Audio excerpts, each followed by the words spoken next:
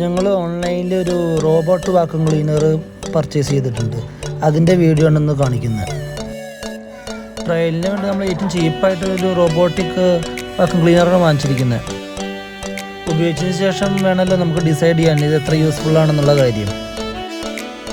ഇത് ചെറിയ കുട്ടികളുള്ള വീട്ടിലും പിന്നെ ഫ്ലോറ് ഒരേ ലെവലിലുള്ള സ്ഥലത്തും നമുക്ക് വളരെ യൂസ്ഫുൾ ആയിരിക്കും ഈ റോബോട്ടിക് വാക്വം ക്ലീനർ.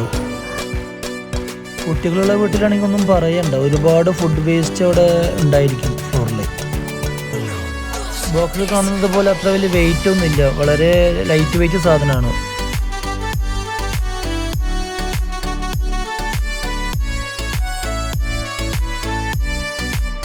ഈ കാണുന്നതൊക്കെയാണ് ഇതിൻ്റെ ഒപ്പം വന്ന ആക്സസറീസ്.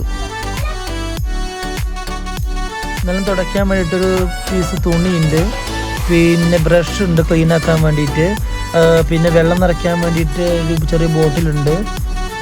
ഇത് 2 ബ്രഷ്.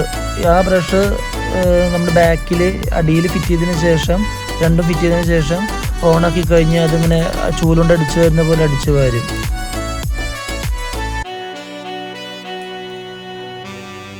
ഈ പീസ് തുണിയാണ് ഇതിൻ്റെ അടിയിൽ ഒട്ടിച്ച് കഴിഞ്ഞാൽ നമുക്ക് ഈ ഫ്ലോർ തുടയ്ക്കുന്നൊരു പർപ്പസിന് വേണ്ടിയിട്ട് ഈ തുണി അവിടെ ഫിറ്റ് ചെയ്യണം.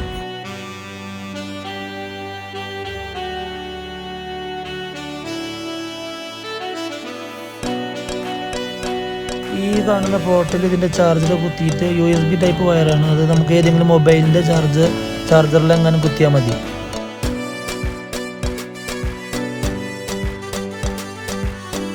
മുകളിലുള്ള ഈ കവർ തുറന്നിട്ടാണ് നമുക്ക് ഡസ്റ്റ് കളയാനും പിന്നെ ഇത് തുടയ്ക്കുന്ന വേണ്ടിയിട്ടുള്ള കുറച്ച് വെള്ളമൊക്കെ നിറയ്ക്കണം, അതൊക്കെ ചെയ്യുന്നത്. ഈ ക്യാപ്പ് ഇട്ടാണ് ആ തന്നിരിക്കുന്ന പച്ച ബോട്ടിൽ നിന്ന് വെള്ളം അതിൽ ഒഴിക്കേണ്ടത്.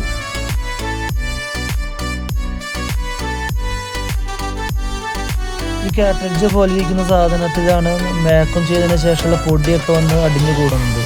അത് തുറന്നിട്ട് നമുക്ക് അതിലൊരു അരിപ്പ പോലെ ഇത് കാണാം. അതൊക്കെ എടുത്തതിന് ശേഷം നമുക്ക് ഡസ്റ്റ് ക്ലീനാക്കി കഴിഞ്ഞാൽ ഡസ്റ്റ് ഉണ്ടാകും, അത് തട്ടിക്കളയാം. ഇതിന് കുറച്ച് ക്ലീനാക്കി നോക്കിയിട്ടുണ്ടായിരുന്നു, അപ്പോൾ അതിൻ്റെ ഡസ്റ്റ് ഉണ്ടായില്ലേ. നമുക്കൊരു ട്രയൽ നോക്കുന്നതിന് വേണ്ടിയിട്ട് നമ്മുടെ സോഫ കം ബെഡിൻ്റെ അടിയിൽ ഇങ്ങനൊരു സ്പേസ് ഉണ്ട്, അതിൽ നിറച്ച് പൊടിയാണ്, നമ്മൾ തീരെ തുറക്കാറില്ല. അപ്പോൾ ആ പൊടിയൊന്ന് നമുക്ക് ക്ലീനാക്കി നോക്കാം ഇവിടെ.